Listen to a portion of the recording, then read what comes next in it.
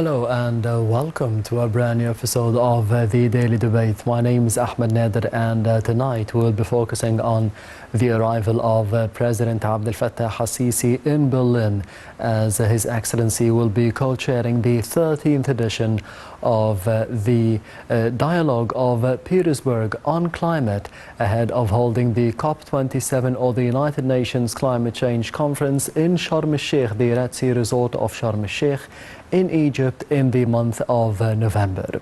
And I'm honored to be having with me in the studio for tonight to be discussing the possibilities of more cooperation between Egypt and Germany in the field of climate change and other fields as well, is Mr. Salah Hafez, the former head of the Environmental Affairs Agency. Thank you very much for being with us tonight. Thank you. Anytime. First of all, as I said, we will be starting with the top story for today on Sunday and the presidential activities of President Abdel Fattah al-Sisi, and it comes from Germany, as President Abdel Fattah al-Sisi arrived in Berlin on Sunday to the German capital to co-chair the 13th edition of the Petersburg Climate Dialogue that will be opening on Monday. Presidential spokesman Bassam Radi said in a statement that the Petersburg Climate Dialogue is a remarkable step ahead of the 2022 United Nations Climate Change Conference, the COP27. The dialogue represents an opportunity for consultation and coordination among a large group of active countries in efforts to confront the climate change. Since 2009, Germany has been holding the Petersburg Climate Dialogue ahead of the annual United Nations Climate Change Conference for discussions ahead of the COP27. The invitation by the German Chancellor Olaf Scholz for Egypt to co-chair with Germany this important forum comes in appreciation of the Egyptian vital role under the leadership of President al-Sisi in the framework of the climate change negotiations over the past years. Besides the mutual priority of the climate protection, al-Sisi's visit to Berlin will focus on celebrating 70 years of diplomatic relations between the two countries. The President is set to meet the German Chancellor Olaf Scholz, the German President, senior officials and CEOs of giant German companies.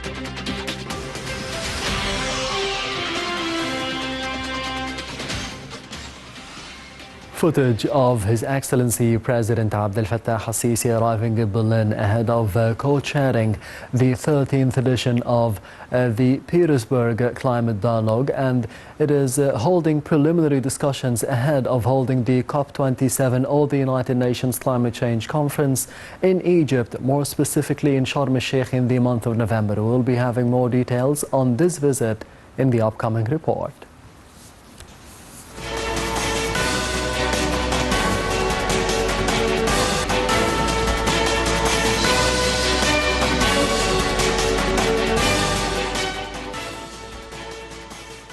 President Abdel Fattah al-Sisi visiting Germany's capital Berlin for a meeting with German officials and to attend the Petersburg Climate Dialogue.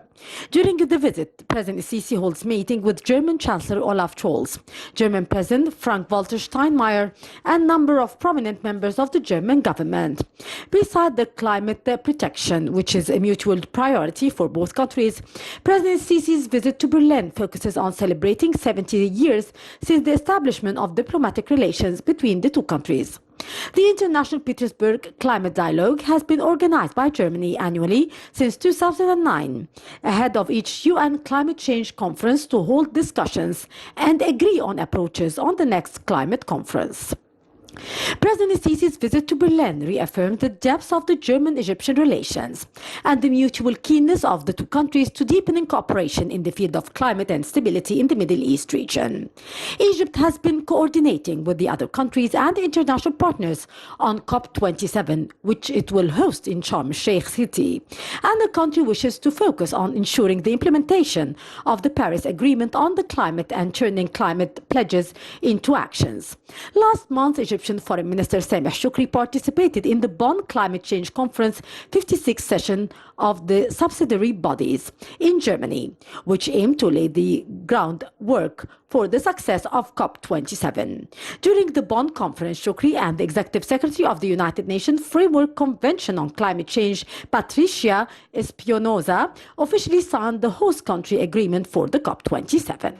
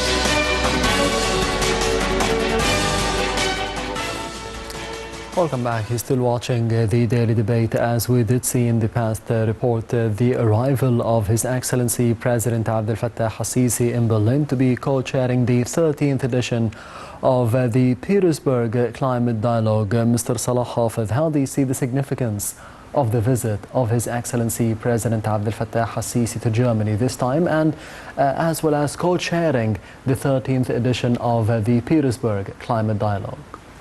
It's very important before the COP27 for the President al-Sisi to meet in this important dialogue. Yes. The importance of the dialogue is that things have happened since the Glasgow COP26, which made many pre-planned projects to just go away. Yes. There were certain pledges that big emitters of the carbon dioxide will work harder to, especially the United States and China, to reduce the carbon dioxide emission, because the pledges that are being made now will make the temperature rise by 2.4 degrees by the end of the century, as opposed to the Paris plan is not to go above 1.5. Mm-hmm. So this is very serious. So they made pledges in Glasgow COP26, and also for the methane, to reduce the methane, to reduce the using coal because of its high emissions of carbon dioxide, and many other pledges in order to reach the level of 1.5 degrees by the end of the century. So things were going well until the war broke out between Russia and Ukraine, and Germany was hurt much because of their consumption and plans. They were planning to change from liquid fuel and coal gradually to using gas, and then eventually they will phase out of gas as well. Yes. But having had the shortage of gas now, supply and demand and the price, they had to change to more carbon dioxide emitting fuels, like coal again. Yes. They revived and reinstated projects that were ignored because of the climate change. So they came back to life. Many things have happened that will make even the target of 2.4 difficult to reach. Mm-hmm. So the significance of this forum, the dialogue, is to, since we are going to be the host for the next COP27, so, and Germany is one of the main players in this environmental issues. So this would be very useful, because we are planning to introduce the green hydrogen. We're planning to use electrical transportation and logistics. Sharm el-Sheikh is changing into becoming green, as it were. Not quite green, but green because of this. So things will change a lot. And such a dialogue with our president, being the coming head of COP27, yes. Very important indeed. Yes, how do you see the importance of President Sisi co-chairing, not just participating in the dialogue, to be co-chairing the event in its the 13th edition, because it started in 2009, 2010, ahead of every COP summit. So what is the significance of inviting His Excellency President Sisi to be co-chairing the event or an invitation from the German President or the German Prime Minister? The Petersburg Climate Forum or Dialogue is number 13. Yes. Usually they hold it before the COP. And the first one was in 2009. So now this is because of also the relation, the diplomatic relations that we're celebrating the 70th anniversary, and the huge cooperation in our development of our energy and logistics. Germany is also playing a main role in decarbonizing Africa. Mm-hmm. But after the war, things have changed a little bit. But Egypt, being in Africa, is a very important country to orchestrate the decarbonization issues. Yes. So all these parameters pointed at our president and his preaching for a greener environment and all this. So it was ideal. It was very well planned and deserved for our president to introduce, because the agenda will be put here for COP27. So to co-chair it and then invite countries, stakeholders, other stakeholders in this dialogue will have a lot of input to organizing our COP27. You've mentioned that there are a lot of pledges usually coming from the COP26, for example, that we did see in Glasgow. How can we be translating those pledges and those words and those speeches into actions on the ground for the benefit not just for Africa or for the Middle East or for Egypt, but for the whole world, especially that you've also mentioned that there are big emitters like the United States, like China, countries that depend on the economy but affecting others negatively through the climate change? Well, pledges have been set since Paris. Even the developing countries participated and committed. Most of them did. And then over and above in Glasgow, there were more pledges, but you never really, you cannot get a guarantee that pledges will be imposed or materialize. So the pledges, for instance, one of the pledges is to reduce the methane gas in certain industries, because methane is a very bad greenhouse gas. Yes.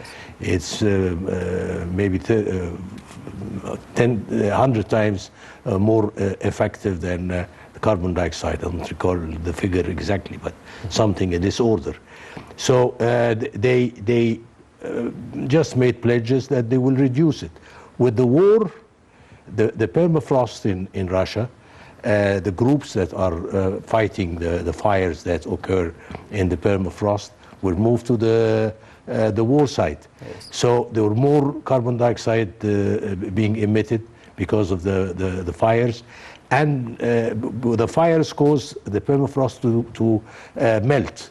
And under the permafrost, there's a huge amount of methane gas that will may be released or leaked out, and this will cause a lot of problems. Yes. So the pledges were made, they were, but they didn't give a figure that they will adhere to. So the problem of COP27 is, as I said, you know, the boat has been rocked because of the war, and the pledges are revisited now. And they cannot work or live without energy. So that's why I'm waiting anxiously to see how the discussions will go, and just follow. I've been following up Glasgow and Paris and all this, and now I would like to see our COP to be even better than the ones before. So it is very exciting, and I'm sure our president is very adamant about introducing new ideas in this, and all the executive authorities in the country are working diligently to achieve a good conference. Yes, a milestone in itself to be holding the COP27 Indeed. In Africa, in the Middle East, in an Arab country, in Egypt. What does this say about the efforts of the political leadership under President Sisi in terms or the field of climate change? Well, this is it's a crucial matter. The climate change is a crucial matter. Planet Earth could be doomed if we ignore it. And there are a lot of pressure from companies and organizations and institutes that thrive on using the fuel oil, or fossil fuel. Yes. So there is a major change of the map after the war, because the liquefaction projects, for instance, liquefaction for the gas increased all of a sudden after the war, because they wanted the gas to be imported from far, and they cannot build pipelines. Yes. The pipelines are not because of the right-of-way is having problems because they're going through countries that may have sanctions, like we wanted to export gas to Lebanon, but through Syria, there are sanctions on Syria. Yes. So we had to get special permission from the big powers for the gas to go through a country under sanctions. So the geopolitics play a very important role, and Egypt managed in the last few years to iron out many of the problems that impede the progress of fighting the climate change and going and mitigating the measures that may occur if you continue like that. To be holding the Petersburg Climate Dialogue in Berlin about 4 or 5 months before the COP27 in Egypt, in your opinion, what should be tackled prior to holding the COP27 in this dialogue? The pledges that were made in Glasgow and will inevitably be changed or not adhered to. This is the main problem, because they keep repeating that the 1.5 degrees that we hope, because otherwise we're in a big danger, for planet Earth. Yes. So now, with the pledges that people hardly adhere to, we will reach 2.4 degrees. So, and what happened with the war may even augment this figure a little bit and will make the problem more difficult. So this is the bottleneck of this dialogue. But I think the Egyptian delegation with the president, they went there with a very dense agenda for projects and ideas to be introduced. There are always disputes and different views in terms of having ambitions in terms of the climate change. On the other hand, we need to be preserving the economy. We need a better economy in terms of countries like the United States, like China, a lot of countries from the West. So there is always a dispute between having a better outlook for the climate change or confronting the climate change in the future and preserving the economy or having better economic conditions for the whole world. Can this dialogue, the climate dialogue in Petersburg, to be narrowing the differences between both sides? Well, it depends on the weight of each country. But the geopolitics, as I say, plays very important role and crucial role in managing problems like this. Like the United States, their main concern is the price of gasoline. Yes. It's a nightmare because they depend on gasoline everywhere in the 50 states, and the fact that the price of gasoline goes up like this, it will make inflation and less available money for families to invest or to save, because saving money reflects the economy of the country. But borrowing money is a burden on the economy. So by spending a certain percentage of their income, the families at large, in buying gasoline, is creating a lot of internal problem. So the visit to Russia, to Saudi Arabia, also addressed this issue, increase the production. They said they cannot increase the production, and so on. So geopolitics plays an important role, and it's in the hands of a few countries, unfortunately. Yeah, speaking of politics, on the sidelines of co-chairing the 13th edition of the Petersburg Climate Dialogue, President Al-Sisi also will be addressing or celebrating 70 years of diplomatic relations between Egypt and Germany, of course through a number of meetings with the German president, with the German prime minister, and a number of officials and businessmen. How do you see this milestone?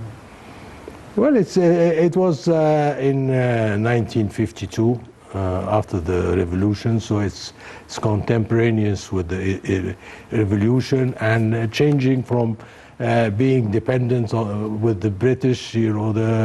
We started the relation, and more importantly, the contribution of the German companies and the German technology in the energy sector and the logistics is really very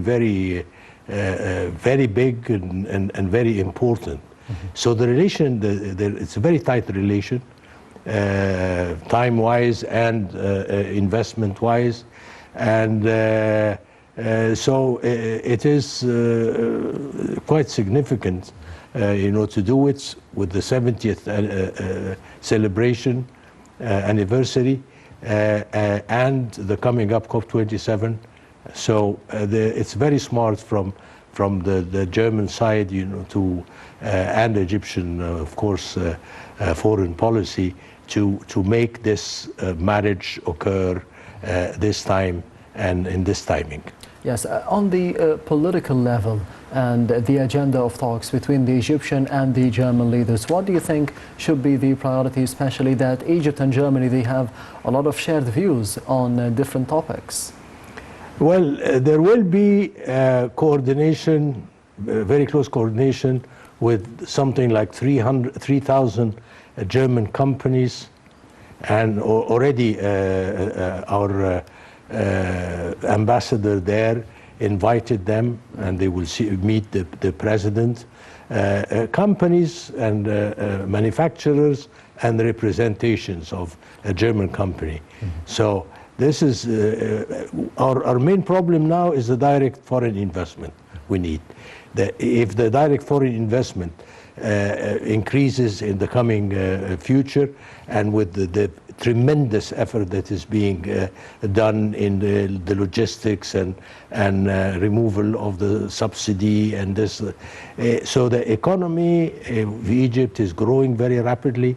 So the main interest will be coming closer to the companies working in Egypt, and with new ideas and comfort politically that they are safe in Egypt, and their investment will be worthwhile. Yes, in terms of trade and investment, Egypt is the third biggest investment partner or trade partner with Germany in the Middle East. How do you think we could be developing that to be number one? No, this is a difficult question. I don't know really the area, but they have the technology, and we have some experts in the labor. So like Asia, when they got the technology, imported the technology. So this would be good for Egypt, and will be perfect for Germany. So this is the only way to improve and make the system more conducive to attract more companies to come to Egypt. And this meeting that is being arranged will definitely help tightening the relations between the business community in Egypt and the business community in Germany, and hence more foreign direct investment will be introduced. Germany usually sees Egypt as a cornerstone of stability and security for Africa, not just for the Arab world or the Middle East. So how can this be good for the relationship between Egypt and Germany on the political and the economic level? Stability is the name of the game. And the currency. The companies, the investors would like to see a conducive system for their profit to be taken out. And they're ready to, like in oil, for instance. With the oil, there is a law for each agreement, concession agreement, that makes this possible. You take certain risk at the beginning, and then if you find commercial discovery, then you develop it, and you get your money back and some profits to outside the country, or reinvested inside the country. So this is by law, not by laws, internal laws. Yes. It's a law on its own. It goes through the process, all the processes. I was the vice chairman of EGPC for petroleum agreements and exploration, so I know it very well. And this is an ideal system to attract. That's why the direct foreign investment in petroleum sector is larger than even tourism. It's the largest in the country, and it is increasing after the discoveries of the gas in the Mediterranean. So the system they have to develop a system to guarantee comfortable relations with the business communities, and then the direct foreign investment will be augmented quite impressively. Yes, President Al-Sisi always mentioned that we need to be using the expertise and utilizing the expertise of Germany in terms of technology and education. Do you think it is easier now to be transferring those expertise of Germany into Egypt, and specifically in education? Yeah, things develop if no much impediments in the system. Yes. It occurs exponentially. So it goes slowly at the beginning, and then it goes exponentially. So it was like that at one point of time with Germany. Now I see it coming again, and all the efforts. And this is the 5th visit or the 6th visit of President Al-Sisi to Germany since 2014. I don't think it happened before with any other president. In about 8 years. And of course, we could be talking as well as Egypt and Germany in terms of security and stability and fighting terrorism and illegal migration, because it is affecting Germany and Europe as well. How do you think there could be cooperation between Egypt in Africa as a representative for Africa and Germany as a representative for Europe? No, this is it's beyond me, and I don't know about security, and I cannot improvise. But the stability and the fact that we're controlling the internal stability, it can be expanded and covered other countries as well. Germany has investments of about 7.1 billion euros in 2019 in Egypt. Do you think that this could be increasing in the future? Is there room for improvement in terms of investments from Germany?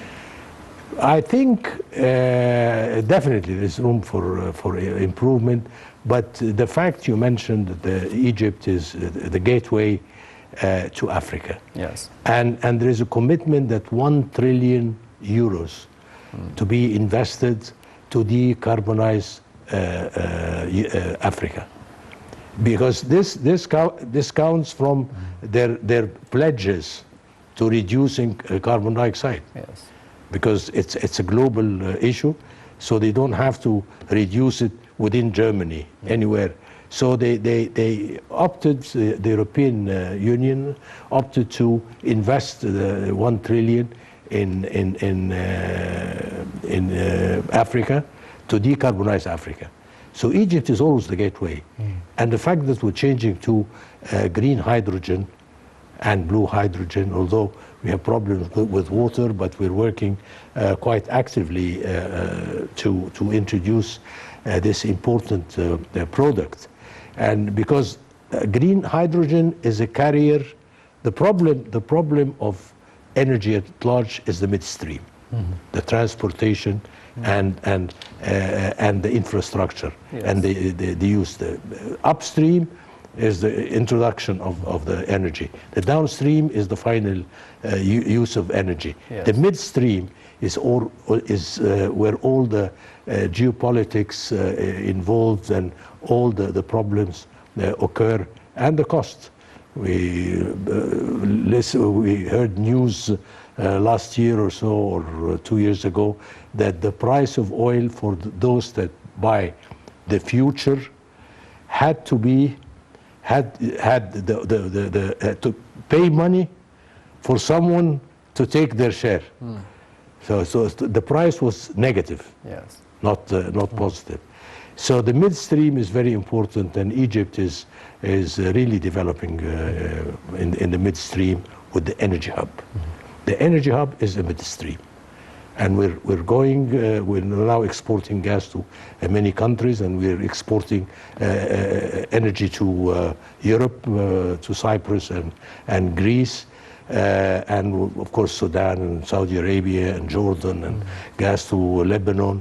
So the energy hub is not only a gas hub, but energy hub will help. Even exporting electricity. Yeah, electricity to Sudan, Jordan, yes. Saudi Arabia. Cyprus, new deals. Yes. So the energy hub will help with, and the hydrogen, to my mind, the green hydrogen will help Europe invest their allocated funds to decarbonize Africa through our infrastructure. The economic reform program that was implemented under the leadership of President Al-Sisi ever since 2014, what is the importance of it to be, as you mentioned, for Egypt to be becoming an energy hub in the region, for Egypt to be drawing more investments from Germany, for example, from Europe in general? Well, subsidy is a disaster. It's an old-fashioned tool that is no longer used. So we have always advocated, us, because of our involvement in energy, that subsidy is a pitfall for putting off people from investing in Egypt. So the correction of the price of the value of dollar and the removal of subsidy, especially in energy, helped a lot, because you can, the filling station, what you pay there is the international price. Yes. So if you're importing it, then you will not put any money in the budget to cover the difference in prices. So it's a nightmare. Even when we were a net importer of oil, it was easy. It was not seen in the budget. But now we're net importer of energy, especially the liquid hydrocarbons, not the gas. We're a net exporter. So it is very important that this action was taken, and this will give comfort to investors that their money will be circulated and exported back easily. President Al-Sisi is always speaking about the needs of the citizens, about the needs of the country, and we need projects that match the needs and the needs of the citizens and the needs of the Egyptian market.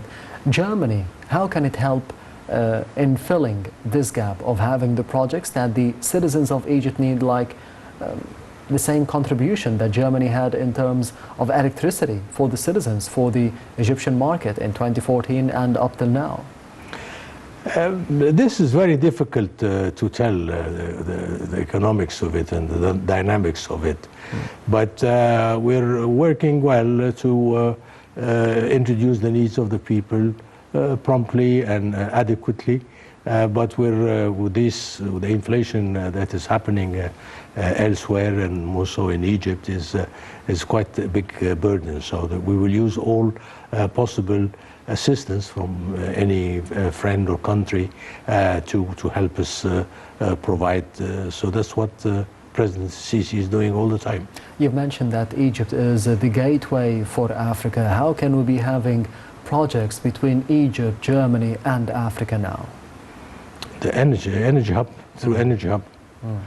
The green So green this hydrogen. is the main field that should be focused on now. Yeah, I think energy hub is very important because it's a physical hub, not a virtual hub. There's a difference between virtual hub and physical hub. So the physical hub, and with the pipelines, with the network of pipes in Egypt, and the liquefaction plants, LNG and gasification plants, and electricity, the capacity of production of electricity is higher than our local needs, so we can export electricity. So this will make a very, very important trade agreements and help to Africa through this hub.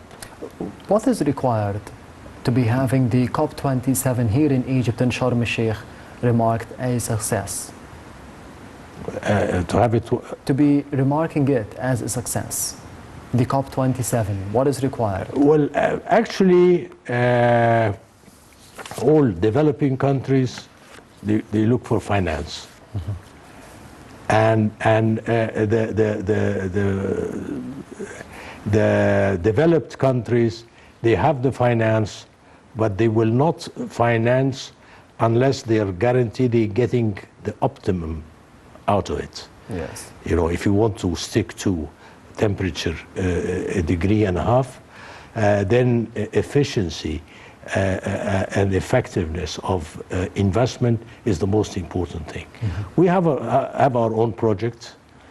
Egypt and all other countries are coming with certain projects to fulfill the desire of Europe to decarbonize Africa. But in Egypt we have not only projects, not only did we put together projects to do so, but also to help others, like for the energy hub. It's amazing the amount of work which is going on in the energy hub. It's amazing the development of the green hydrogen that have occurred in the last few years. It's amazing, of course, in 2015, the discovery of the Zohr made all the difference. It's the largest field in the Mediterranean. Yes. So things work to our favor. And other things didn't work to our favor, because having a hub, successful hub, it's not a matter. You cannot plan, and the dynamics of the market will help you develop or doomed. Yes. So it so happened that our effort and the promptness of developing the system and the new laws worked to our favor and our discoveries. So now the time to harvest the results of the last few years. Yes, and still focusing on the presidential activities of President Abdel Fattah al-Sisi this week, and in the past couple of days, President Abdel Fattah al-Sisi participated in the Jeddah Security and Development Summit in Saudi Arabia. We'll be having more details on this visit in the upcoming report.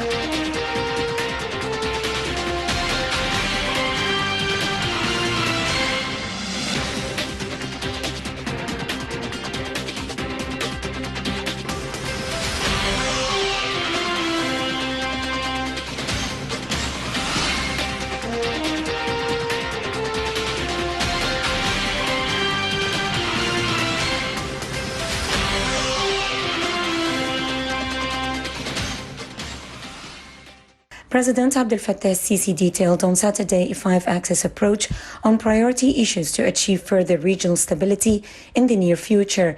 In a speech at the Jeddah Security and Development Summit, the president said that the first axis affirmed the importance of reaching a fair, comprehensive and ultimate solution to the Palestinian issue on the basis of the two-state solution.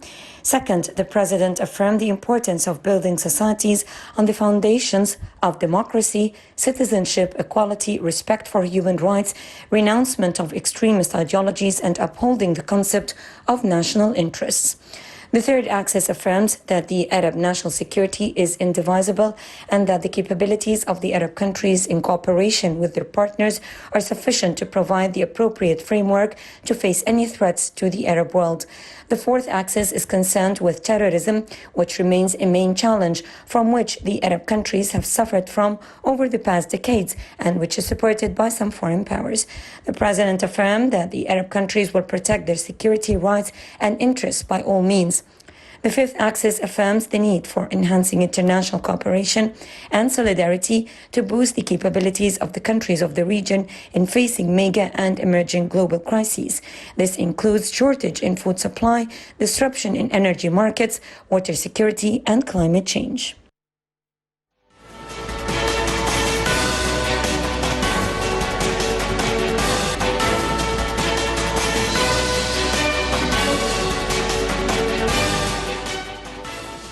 Welcome back. You're still watching the Daily Debate. Mr. Salah Hafez, how did you see the importance of President Abdel Fattah al-Sisi participating in the Jeddah Security and Development Summit in Saudi Arabia? Well, I don't really know much about what happened there, didn't follow, but it addressed the issue of energy for sure. Yes. And of course, we will not miss any chance to help make COP27 successful. So there were interesting discussions and agreements with America and Saudi Arabia. Of course, we're very close to Saudi Arabia. So implicitly, it was very good for Egypt and took good advantage of the situation in the meetings to take some benefits. The issue of energy, as you mentioned throughout the episode, especially after what happened between Russia and Ukraine, or the military operation of Russia and Ukraine, how do you see the future of the energy map? Especially, you've mentioned that the United States and the American President Joe Biden was there as well. There was a meeting between the American President and President Abdel Fattah al-Sisi, the American President and King Salman or Prince Mohammed bin Salman in Saudi Arabia. How do you see the future of energy in the Middle East and in the world, especially that there is a bit of a tension now? The map will change completely because the system reaches a phase of stabilization with the midstream. The production is known, the consumption is a bit dynamic, depending the gas, you need more in the winter than in the summer, but the production is constant. So with the midstream and the storages and the gas is not like oil. Oil could be stored, gas is limited the storage. So this, after a while, then you import gas through LNG and more through pipelines. So the system was optimized, reached an optimization stage. Yes. With the war, then if they put sanctions of importing the energy, they present 30% of the liquid hydrocarbons and 40% of the gas from Russia. So they have to find a new market, and Europe will have to find a new market as well. So they may end up getting from Australia or from Indonesia, or they already get from Haiti and from Venezuela some liquefied gas. So the map, when it changes and you be more dependent on LNG, LNG requires huge investment. And so pipelines, but pipelines, they don't go very far. LNG, so if you invest now, this means that you will stay in order for the money to be recovered longer in the gas era, not changing to renewable as fast as we expected. So this represents a burden on the climate change, economically, the cost of the logistics and the midstream. So this, it will be a different a period altogether when the war is over and the problems are more manifested. Yes, exactly. A new map, Mr. Salah Hafez, the former head of the Environmental Affairs Agency. Thank you very much for being with us tonight. Thank you. Anytime. And this brings us to the end of the daily debate for tonight. Thank you for watching and goodbye.